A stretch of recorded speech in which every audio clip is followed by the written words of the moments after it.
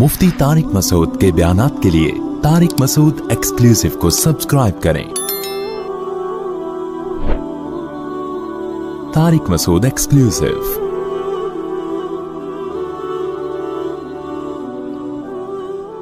और आपको मैं अर्ज करूं आपसे कि अल्लाह की कसम, मजहब में अल्लाह ने इतना सुकून रखा है। हम तो कभी आपस में बैठ के बातचीत करते हैं, हम कहते हैं यार हम जैसे नालायकों को अल्लाह ने, इतने नालायक लोग हैं हम, फिर भी हमें सुकून की जिंदगी दे दी। ये तो सिर्फ इस्लाम की बरकत है।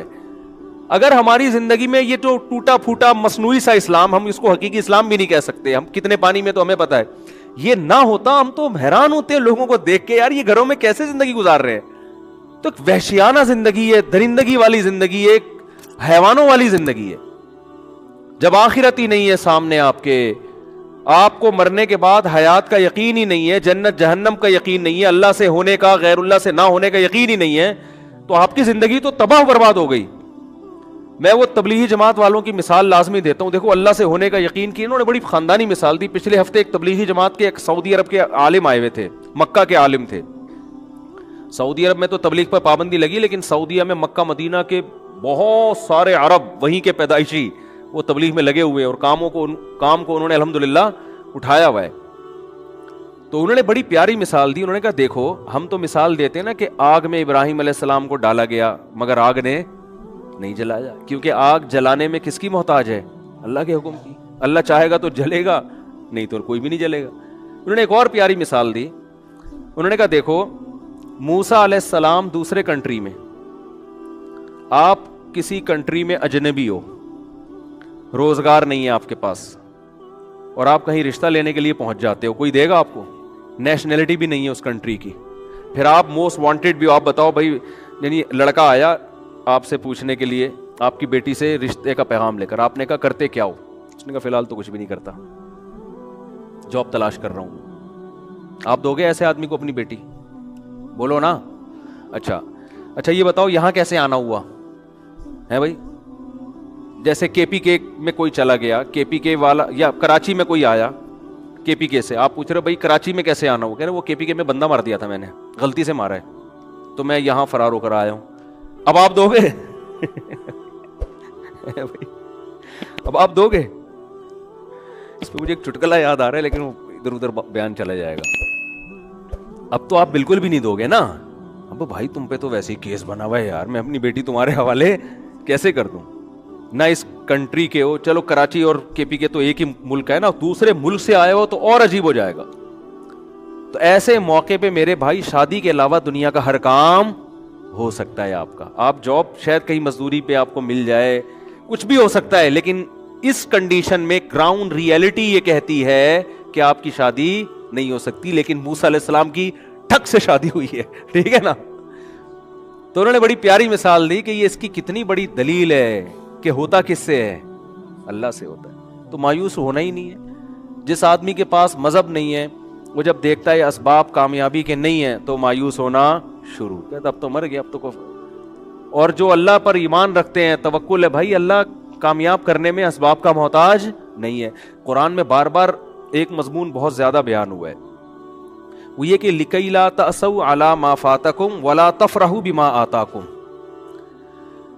कितनी बैलेंस वाली जिंदगी इंसान की गुजरती है। अल्लाह फरमाते हैं कि सब कुछ अल्लाह के हाथ में है। ये अल्लाह तुम्हें इसलिए बता रहा है ताकि कोई चीज तुम्हें ना मिले तो उस पर अफसोस ना करो, और मिल जाए तो इतराने की कोशिश ना करो। हो क्या रहा है दुनिया में? दुनिया में दो ही किस्म के लोग आपको ज्यादातर मिलेंगे। कुछ ऐसे होंगे जो तकब्बुर से अकड़े हुए होंगे ना, ये मेरी गाड़ी है, ये मेरा पर्सनैलिटी है, ये मेरा सेहत है, और ये मेरा बिजनेस है, ये मेरा बंगला है। जो कामयाब समझे जाते हैं दुनिया में, वो हर वक्त किस में लगे रहेंगे? शोबाजी में। वो पैसा भी है उनके पास, इज्जत भी है, शोहरत भी है, और डींगे मारते रहेंगे सारा दिन बैठ के। दूसरे वो लोग हैं जो हर वक्त नाशुक्री की बातें, पैसे ही नहीं है। वो वाकया था ना, हमारे हजरत ने किसी मौलवी साहब से पूछा कि इतना अरसा हो गया शादी क्यों नहीं की? कह रहे पैसे ही नहीं है। हजरत उनकी नकल उतार के बताइए, ऐसे गमजदा हो गया, उन्होंने कहा ना पैसे ही नहीं है। तो वो हर बात पे क्या कहेगा? पैसे ही नहीं है, महंगाई बढ़ रही है, क्या करें यार। तो वो रोता। दो ही तरह के लोग मिलेंगे, एतदाल वाले आपको मार्केट में کم ملیں گے. یا تو خوشی میں اترا رہا ہوگا, دوسروں کو نیچا سمجھ رہا ہوگا, یا غم میں ڈپریشن میں جا رہا ہوگا. تو قرآن کیا کہتا ہے کہ سب کچھ کس کے ہاتھ میں ہے؟ اللہ کے ہاتھ. اور اللہ یہ تمہیں اس لیے بتا رہا ہے تاکہ جب خوشی ملے تو اتراؤ نہیں. اللہ 2 منٹ لگائے گا چھیننے میں اگر اللہ چاہے گا. سمجھتے ہیں نا؟ تو زیادہ چوڑے ہو کے روڈ پہ گھومنے کی ضرورت نہیں ہے. یہ میری گاڑی, یہ میرا بنگلہ, اور یہ میرا بزنس, اور 4 شادیاں. ایک مثال دے رہا ہوں, اب یہ بھی تھوڑا سا کلچر آنے لگا ہے معاشرے میں. اور جناب یہ میرا بزنس دیکھو, یہ میری بلڈنگ ہے, اور یہ وغیرہ جو لوگ کر رہے ہوتے ہیں. میری صحت دیکھو, ڈولے دکھا رہے ہوتے ہیں نا ایسے کر کے. ایسا نہ ہو کسی باڈی بلڈر کوئی ڈولے دکھا رہا ہو اس کو میرا بیان سنا دیں. وہ ویسے بھی دکھا رہا ہوگا کہ مقابلے بھی ہوتے ہیں ان کے. میں شو مارنے کے لیے, دوسرے کو نیچا دکھانے کے لیے جو ڈولے دکھا رہا ہوں نا, وہ غلط ہے. سمجھ رہے ہیں کہ نہیں سمجھ رہے؟ تو اللہ نے بتایا کہ یہ تمام طاقتیں کس کے ہاتھ میں ہیں؟ اللہ کے ہاتھ. کیا مطلب؟ جتنی پاور ہے نا اس وقت, جتنے وسائل ہیں, اللہ چاہے گا 2 منٹ میں چھین لے گا. تو جس آدمی کے دماغ میں یہ استحضار ہو کہ میں اسباب سے متاثر نہیں ہوں گا, اللہ مسبب الاسباب ہے, وہ جب چاہتا ہے انسان سے ساری نعمتیں چھین لیتا ہے.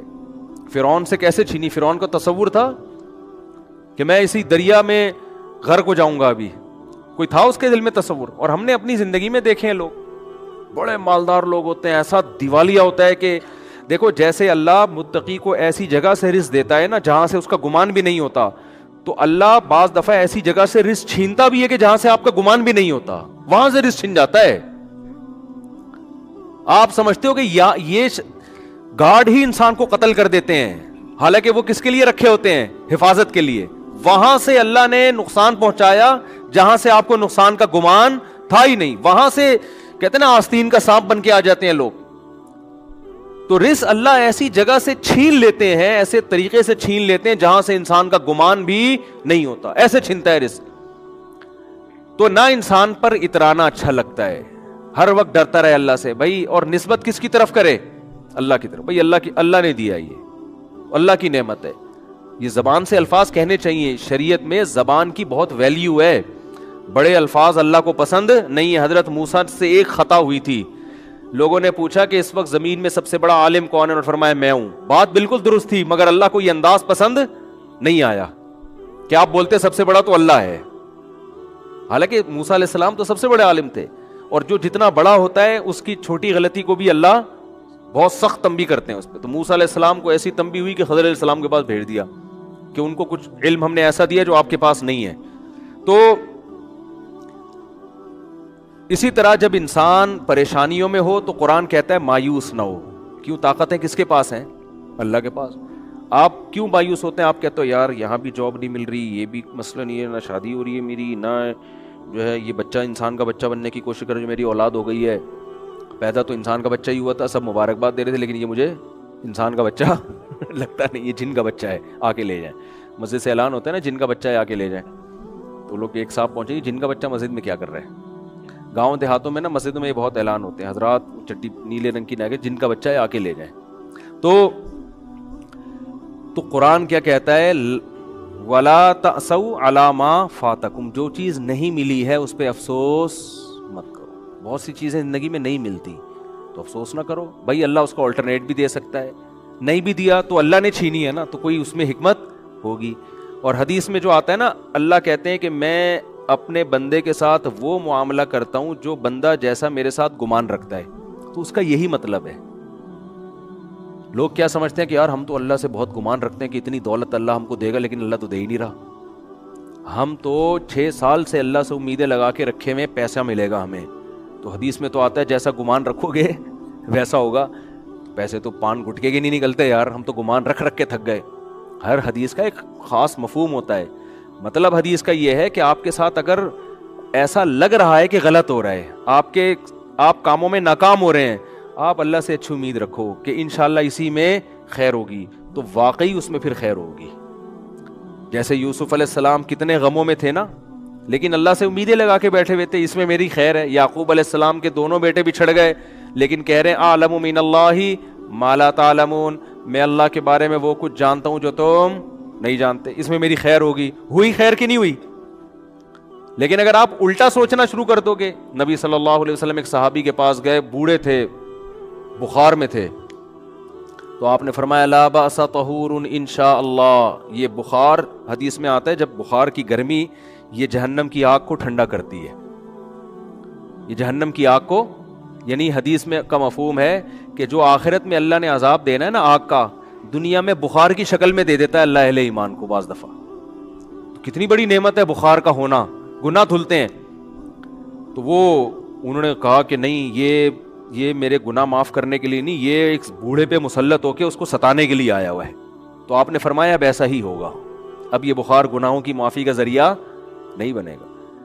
تو یہ مطلب ہے کہ جیسا اللہ کے بارے میں آپ گمان رکھیں گے اللہ کا معاملہ آپ کے ساتھ ویسے. اس لیے غموں میں میرے بھائی زبان سے ناشکری کے الفاظ نہ نکالو. دیکھو غم میں ہائے ہوئے کرنا جائز ہے, یہ انسان کی نیچر ہے, رونا بھی جائز ہے. غم میں مسکرانا بڑا مشکل کام ہوتا ہے, یہ نیچر کے خلاف ہے. ایک دفعہ کیا ہوا, ایک صاحب کے ایک خاتون تھی, ان کے شوہر شہید ہو گئے کہیں ٹارگٹ کلنگ میں یا کسی بھی حادثے میں, ابھی مجھے پورا واقعہ یاد نہیں ہے, یا کوئی آرمی میں تھے, بارڈر پہ شہید ہو گئے, واللہ عالم, بہت پرانا واقعہ ہے. مجھے واقعے کی روح یاد رہ جاتی ہے نا, پورا وہ ایک ایک چیز تفصیل سے یاد نہیں ہوتی. اب کیا ہے کہ ان کے گھر میں جب خبر لے کر آئے ہیں کہ تمہارے شوہر شہید ہو گئے, تو خبر لانے والا اتنا بیوقوف آدمی, اس نے کہا آپ کے لیے خوشخبری ہے کہ آپ شہید کی بیوہ بن گئی ہیں. اب اس بیچاری کو مجبور کیا مٹھائی کھاؤ اور مٹھائی کھلاؤ, محلے میں مٹھائیاں بٹوائی جا رہی ہیں. لوگ بھی کہہ رہے ہیں یار ماشاءاللہ دیکھو کیسا حوصلہ ان لوگوں کا کہ شہید پہ خوشی منا رہے ہیں. بھائی ٹھیک ہے, اللہ نے بہت بڑا مقام دے دیا, لیکن چاہے شوہر جنت میں ہی گیا ہو, عورت سے شوہر جدا تو ہو گیا نا. اب وہ بیچاری جو اس کے ریلیٹیو ہے نا, انہوں نے مجھے بتایا کہ وہ رو بھی رہی ہے اور اس کو کہہ رہے ہیں رونا نہیں ہے, رونا نہیں ہے, گناہ ملے گا, گناہ ملے گا. تو یہ کیا ہے, یہ بالکل شریعت کے خلاف تعلیمات ہیں. بھائی اس کو رونے تو بیچاری کو غم تو ہوا ہے نا, مٹھائی بٹھائی نہیں بنتی ایسے موقع پہ. شہادت بہت بڑا رتبہ ہے, شہید کے لیے ہے نا, وہ مٹھائی کھلائے, ٹھیک ہے نا. تو اس کو تو کھلا نہیں سکتے, قبر میں جا کے لڈو کھلائیں اس کو, اس کے لیے تو ہے. پیچھے رہ جانے والوں کے لیے تو غم ہے نا کہ آپ کا محبوب آپ سے بچھڑ گیا, بھلے جنت میں ہی گیا ہو, آپ سے تو بچھڑ گیا نا. ارے آپ کا جگری دوست امریکہ جا رہا ہو, خوش ہو, آپ پھر بھی رخصت کرتے ہوئے روتے ہو اس کو کہ بیٹا امریکہ جا رہا ہے. مایوں کی تمنا تھی میرا بچہ امریکہ میں جائے, کماؤ پوت بنے, پیسے کما کے بھیجے, لیکن جس دن جا رہا ہوتا ہے اس دن ماں خوش ہو رہی ہوتی ہے, رو رہی ہوتی ہے کہ بھائی مجھ سے تو بہرحال جدا ہو رہا ہے نا. باپ بھی پریشان ہوتا ہے, ماں بھی پریشان ہوتی ہے. تو یہ ایک بیٹیاں جب گھر سے رخصت ہوتی ہیں, اور آسان مثال, ماؤں نے خود شادی کرائی ہوتی ہے, ماؤں نے خود رشتہ طے کیا ہوتا ہے, وظیفے پڑے ہوتے ہیں, لیکن جس دن بچی رخصت ہوتی ہے ماں رو رہی ہوتی ہے, ہنس رہی ہوتی ہے. بولو نا. اب کوئی اس پہ اعتراض کرے, لو اتنی مشکل سے رشتہ ملا, یہ تو رو رہی ہیں, واپس کرو اس رشتے کو بھائی, لے کر آ بھائی, چل بھائی دفعہ یہاں سے. کیا خیال ہے؟ 50-50 یاد آتا ہے ایسے موقع پہ نا.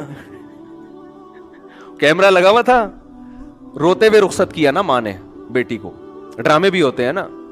تو وہ کیمرہ مین نے بتایا کہ کیمرہ آن کرنا بھول گیا تھا. اس نے کہا کمبخت اتنی مشکل سے کیونکہ یادگار ہوتی ہے نا, ساری زندگی دیکھنا ہے. اگر وہ نہیں روئے گی تو جب شادی کی ویڈیو بعد میں جا کے دیکھیں گے, بولیں گے یار کیسی ماں ہے, روئی نہیں رہی, بچی رخصت ہو رہی ہے گھر سے.